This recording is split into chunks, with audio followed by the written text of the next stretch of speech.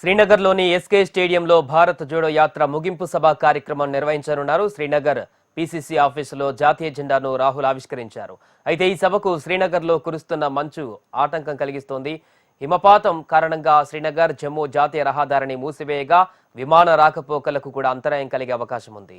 కాంగ్రెస్ అగ్రనేత రాహుల్ గాంధీ నిర్వహించిన భారత జోడో యాత్ర ముగిసింది. సోమవారం ఉదయం జమ్మూ కాశ్మీర్లోని శ్రీనగర్లో నిర్వహించిన సభతో 3900 కిలోమీటర్లకు పైగా సాగిన యాత్రకు రాహుల్ ముగింపు పలికారు. కన్యాకుమారి నుంచి కశ్మీర్ వరకు 12 రాష్ట్రాల మీదుగా సాగిన ఈ యాత్రను గతేడాది సెప్టెంబర్ 7న కన్యాకుమారిలో ప్రారంభించారు. 2 కేంద్రపాలిత ప్రాంతాలు 75 జిల్లాల మీదుగా 3900 కిలోమీటర్లకు పైగా రాహుల్ నడిచారు. జోడో యాత్ర ముగింపు సందర్భంగా శ్రీనగర్లోని ఎస్కే స్టేడియంలో నిర్వహించనున్న భారీ బహిరంగ సభకు భావ సారూప్యత కలిగిన 23 ప్రతిపక్ష పార్టీలను కాంగ్రెస్ ఆహ్వానించింది.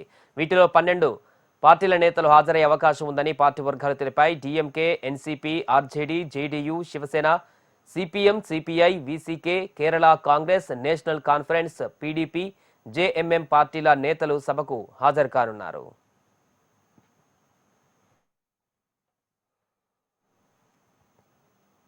దీనికి సంబంధించిన పూర్తి వివరాలు మా Delhi correspondent Shirish phone line లో మరిన్ని వివరాలు అందిస్తారు. శిరీష్, స్టేడియంలో తలపెట్టినటువంటి సభకు సంబంధించిన పూర్తి వివరాలు ఏంటి, అక్కడ పరిస్థితులు ఏంటి? సాయి, గత సంవత్సరం సెప్టెంబర్ 7వ తారీఖున ప్రారంభించి నిన్నటితో శ్రీనగర్ లో ముగిసిన భారత్ జోడో యాత్రకు సంబంధించిన ముగింపు సభ అనేది కొద్దిసేపు క్రితము శ్రీనగర్ లోని షేర్-ఈ-కాశ్మీర్ స్టేడియంలో జరుగుతుంది. దీనికి సంబంధించి ప్రస్తుతం కాంగ్రెస్ పార్టీ అధ్యక్షుడు మల్లికార్జున ఖర్గే మాట్లాడుతున్నారు. మొత్తం 12 రాష్ట్రాల్లో ఈ యాత్ర అనేది కూడా కన్యాకుమారి నుంచి కాశ్మీర్ వరకు కూడా జరిగింది. 12 రాష్ట్రాలు, 2 కేంద్రపాలిత ప్రాంతాలు, 4000 కిలోమీటర్ల వరకు ఈ పాదయాత్ర అనేది కూడా జరిగింది. పాదయాత్ర ముగింపు కార్యక్రమం అనేది కూడా ఈ రోజు నిర్వహిస్తున్నారు. దీనికి సంబంధించి దాదాపు 21 పొలిటికల్ పార్టీలను ఆహ్వానించడం కూడా జరిగింది. అయితే అనివార్య కారణాల వల్ల కేవలం 12 పొలిటికల్ పార్టీలు మాత్రమే హాజరవుతున్నాయి. డిఎంకే, అదేవిధంగా ఫరూక్ అబ్దుల్లా నేతృత్వంలోని నేషనల్ కాన్ఫరెన్స్, అదేవిధంగా మహబూబా ముఫ్తీ నేతృత్వంలోని పీపుల్స్ డెమోక్రటిక్ పార్టీ, అదేవిధంగా VCK party, IUML party, Kerala Congress party, CPI, అదేవిధంగా ఆర్ఎస్పీ, శిబు సోరెన్, జార్ఖండ్ ముక్తి మోర్చాకు సంబంధించిన శిబు సోరెన్ ఈ సభకు హాజరు కావడం కూడా జరిగింది. అయితే శరద్ పవార్ ఎన్సీపీ నుంచి కానీ, తేజస్వి యాదవ్ రాష్ట్రీయ జనతాదళ్, నితీష్ కుమార్ యునైటెడ్ జనతాదళ్ నుంచి కానీ, అదేవిధంగా సిపిఐఎం కానీ, అఖిలేష్ యాదవ్ సమాజ్వాదీ పార్టీ నుంచి కానీ, మమతా బెనర్జీ తృణమూల్ కాంగ్రెస్ నుంచి కానీ వీళ్ళెవరూ కూడా ఈ సభకు హాజరు కాలేదు. కేవలం కొద్ది మంది మాత్రమే సభకు హాజరు కావడం కూడా జరిగింది.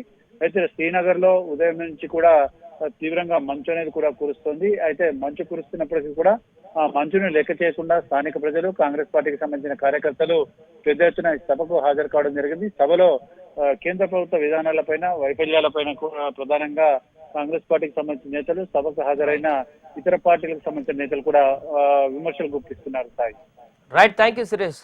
ప్రస్తుతానికి కాంగ్రెస్ జాతీయ అధ్యక్షుడు మల్లికార్జున ఖర్గే మాట్లాడుతున్నారు. లైవ్ చూద్దాం. उड़ते रहते आज यहाँ है, कल 8 दिन पहले मेरे कॉन्स्टिट्यूंसी में फिर रहे तो वो आज राहुल गांधी जी ने एक सबूत आपको दिया कि वो कन्याकुमारी से लेकर कश्मीर तक जोड़ सकते हैं और जनता के जो मुद्दे हैं, इन्फ्लेशन हो, अनएम्प्लॉयमेंट हो, ये सारी चीजों के खिलाफ उलट। और एक बात मैं आपको बताना चाहता हूं, मोदी जी, आरएसएस और बीजेपी के लोग इस देश में गरीब को गरीब रखना चाहते हैं और अमीर को अमीर बना रहे हैं। 1% लोग इस देश की